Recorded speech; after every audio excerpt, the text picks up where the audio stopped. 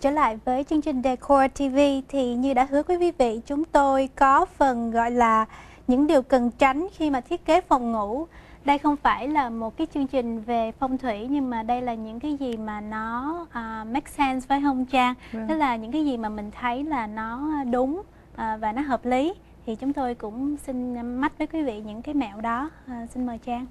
Trong cái phòng ngủ đó thì cái đồ vật, cái furniture mà lớn nhất và cũng là quan trọng nhất là cái giường. Cái giường ngủ, phải có một cái giường ngủ thật là tốt thì để mà cho cái giấc ngủ của mình.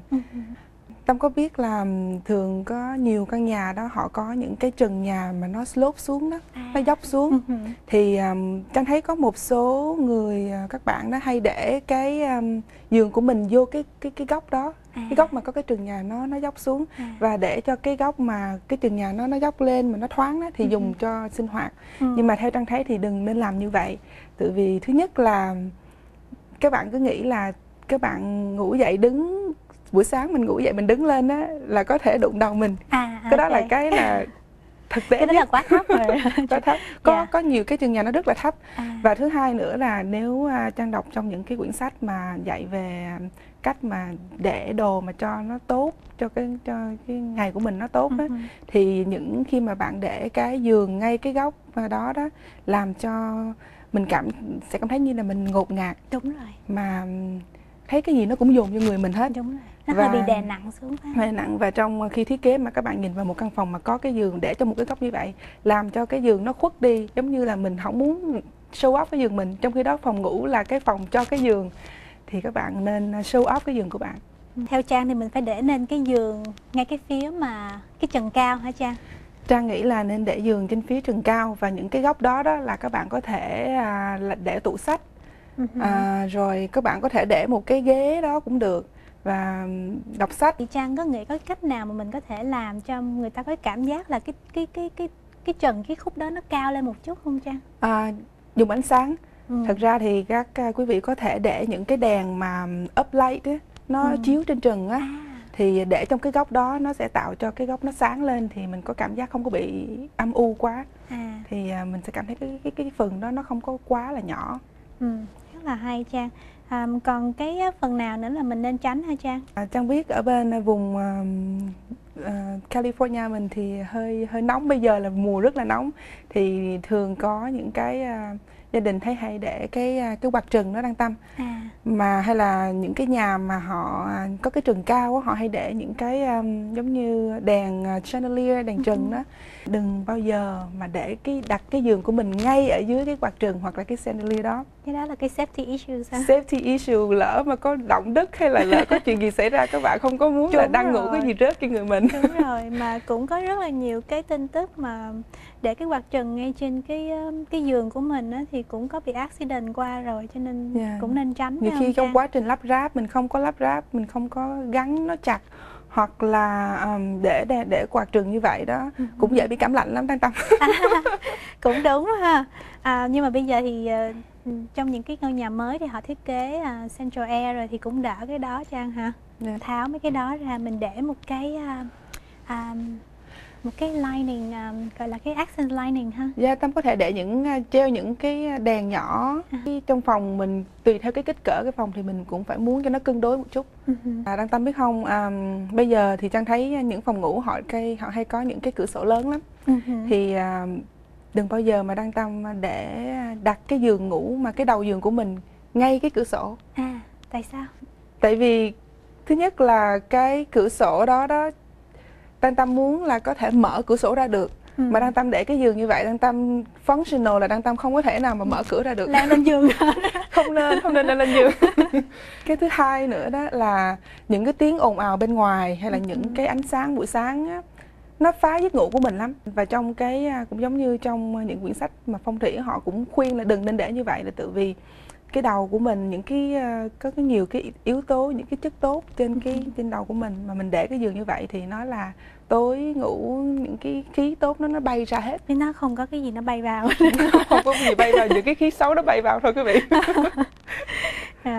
Dạ, Đăng Tâm phải về nghiên cứu lại cái phòng của mình mới được. Những gì mình thấy trong cái buổi sáng nó quan trọng và nó ảnh hưởng tới một ngày làm việc của mình.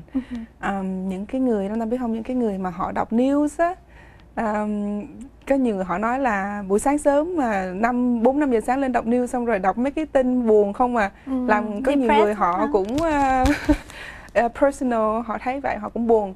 Thì Trang đề nghị là khi mà các bạn nên đặt một cái bức tranh vui, được một bức tranh có nhiều màu sắc, hoặc là những cái câu đối hay, những cái lời khen đặt ngay cái cuối chân giường, làm sao mà khi các bạn ngủ dậy buổi sáng mở mắt ra thì cái điều đó, cái bức tranh đó là cái đầu tiên mà các bạn nhìn thấy được. Thì nó giúp cho mình có một cái nó bắt đầu một cái ngày đẹp cho mình.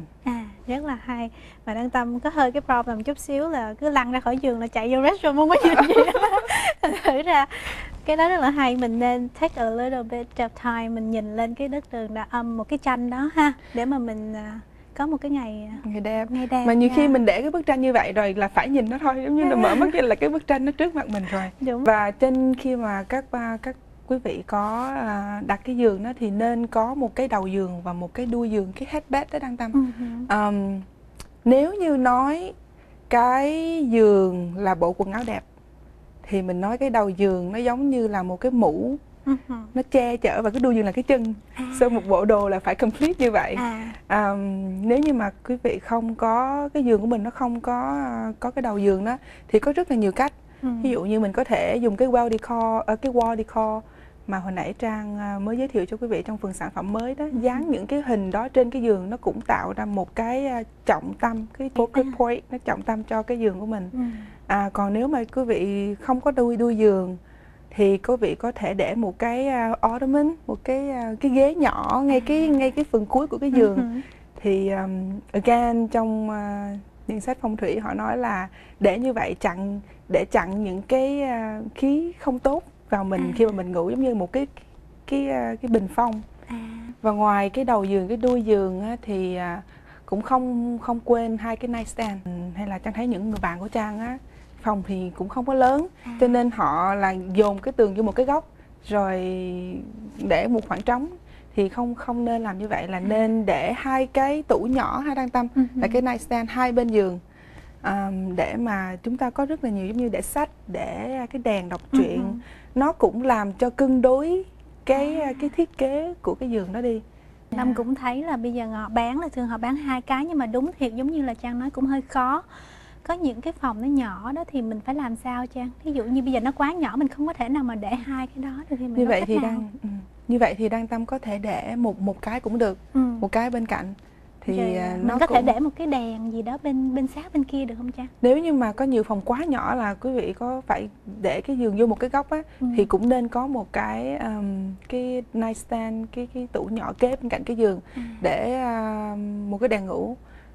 Trang không có recommend để bình bông. Không bình bông hả? Không bình bông. Để đèn ngủ, hoặc là bình bông buổi tối thì quý vị lấy bông để chỗ khác, tại vì mình ngủ kế bên cạnh bông cũng không có tốt cho sức khỏe lắm. Ok.